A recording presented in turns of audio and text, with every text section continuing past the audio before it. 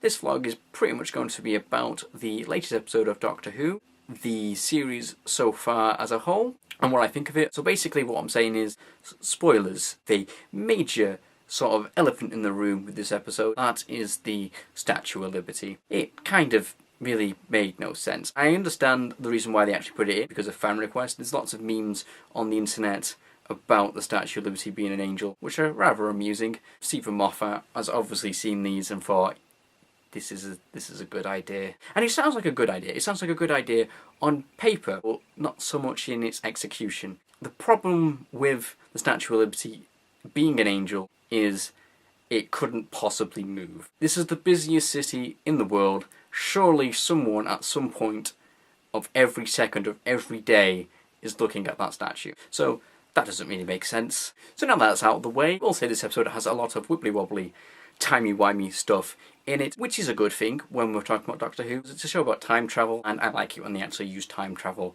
in the story. And Stephen Moffat seems to use this a lot, and he's usually rather good at it. In the episode, there's basically a book which is written by River Song. It's actually about the Doctor's future. The Doctor starts reading this, he doesn't realise it's about his future, and when he finds out what it is, he tries to stop reading it because that would make it a fixed point in time and he has to endear it. Basically, the angels in this episode have a farm, which is the Winter Key building, and the angels in this episode own it, and they send people back in time repeatedly into the same area, the same building, constantly throughout their entire life until they die, to farm their time energy, which is what the angels need to live. And Rory is unfortunately one of the victims, which the Doctor says now is a fixed point in time, and this is going to happen. Of course, they come up with a plan, kind of a ridiculous plan of making a paradox of Rory escaping and therefore never dying in this bed, which will poison the well, killing all the angels.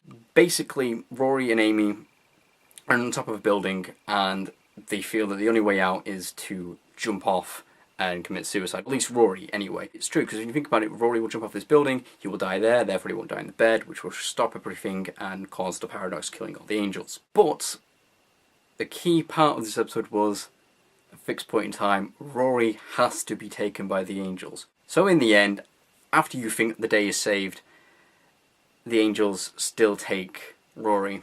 And that's the fixed point in time, they have to take him. Now, you could say it didn't happen the way it was originally written, but this can be explained by referencing a previous episode of Doctor Who, The Waters of Mars.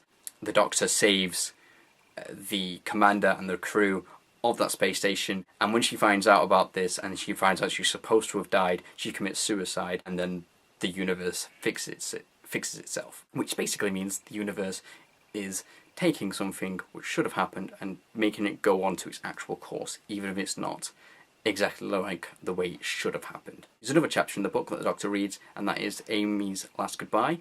Amy says her last goodbye to the Doctor and lets the angel take her so she can go and live her life up with Rory, which is the second fixed point in time. In other words, you can't stop her from going back with the angels, and you can't stop her saying the last goodbye, meaning the Doctor can never, ever see her again. And I thought it was really good. I think it was probably the best episode of the series so far. The way I see the series going, I know I've been dead wrong about this before, and that's specifically with Rory being the master, but so was the rest of the internet, so yeah. As we know, that in the next episode he is going to go back in time and meet Clara, which is the Dalek from the Asylum of the Daleks, called Oswin. The Doctor shouldn't actually know who she is, even though he knows how she's going to die, because he's never seen her face before, so therefore he shouldn't recognise her. He's going to allow her to become his new companion in the TARDIS. Then at some point throughout the rest of the series, he's going to find out who she is, find out that she is Oswin, know that she's going to be turned into a Dalek and die, and he's going to change it. And he's going to tear the universe apart, as per usual in Doctor Who style. He's going to do this mostly out of guilt,